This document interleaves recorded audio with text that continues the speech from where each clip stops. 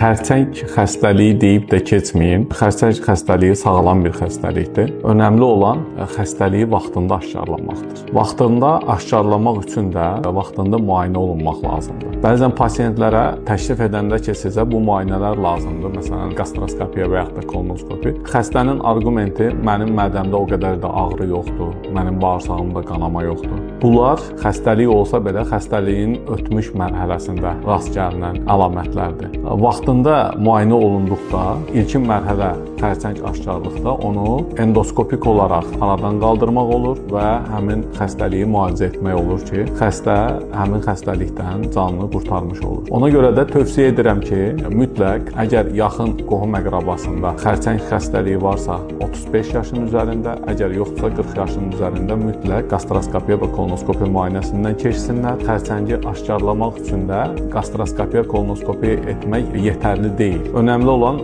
bunu hansı alətlərlə etməkdir. Bir daha pasientlərimizə təşəkkür edirəm. Məni dinlədikləri üçün çox sağ olun.